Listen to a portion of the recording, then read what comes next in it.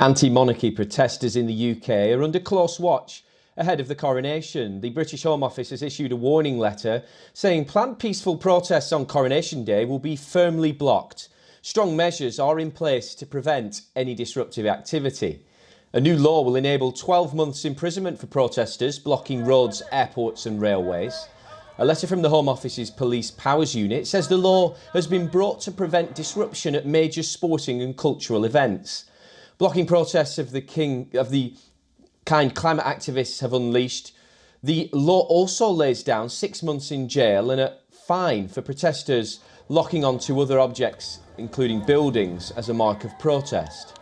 It gives police powers to stop and search protesters if they suspect that they are planning to cause chaos. Anti-monarchy group Republic described the letter as very odd. The group has been planning protests on Coronation Day.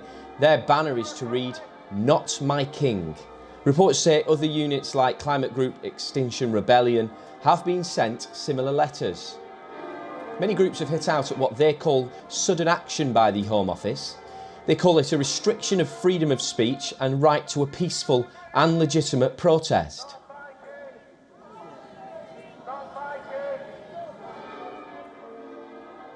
Well, for more on this, our correspondent Alex Isaac joins us live from London. Alex, how much protest are we expecting on Coronation Day, and what does this statement say as to the response that's likely to happen if there are protests?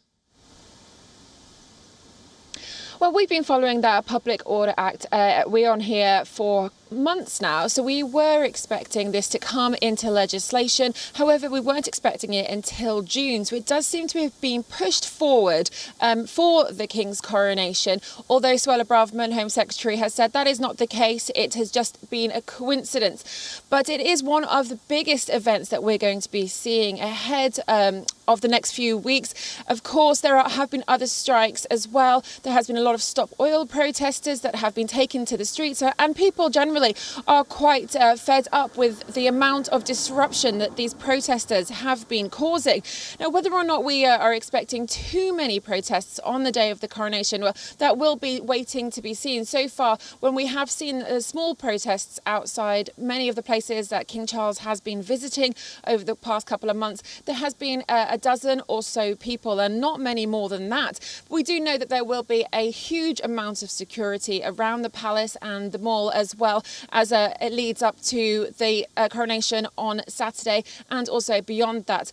But the Public Order Bill is put there in place to ensure that people are not disrupted, and that they can't, if they are protesting, you can't do it so that you're stopping others from at least getting to work or getting to wherever you need to be. So that's the main reason behind the new legislation. Of course, a lot of people will be focusing on the coronation that's coming up this weekend, and will suggest that the King has pushed this through, although, as we said, we have definitely been reporting on this for months now. So it is one of those things that we were expecting to happen. It just seems to be a bit sooner than we had originally expected. Alex, you're on the ground there, and of course we really are edging closer to this historic event. What sense are you getting as to the kind of split in terms of people excited about it and then people perhaps who are planning to protest and who don't agree with the coronation and the monarchy? There seems to be a lot of people who are just ambivalent to what's happening, is the honest answer.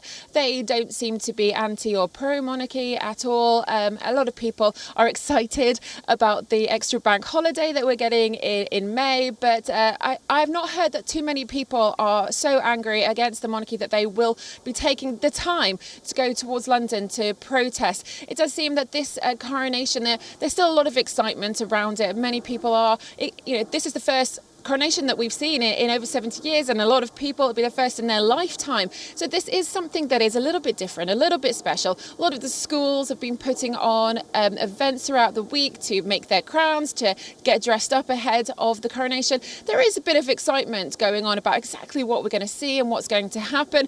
And of course, everyone is going to be looking out on the day on Saturday around London itself. There's huge screens that are going to be put up in parks, and a lot of people are having garden parties as well, on the Sunday, and obviously on the Monday we've been asked to do some volunteering, and from what I understand, a lot of people have been taking to the streets.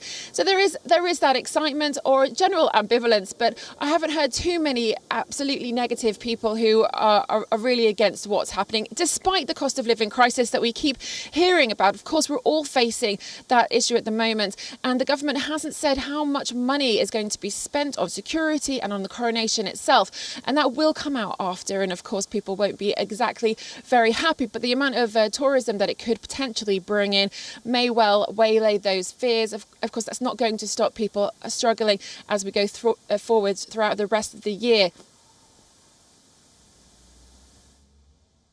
Alex Isaac, it's bound to be fascinating. Whatever happens, thank you very much for your insight there, Alex Isaac in London.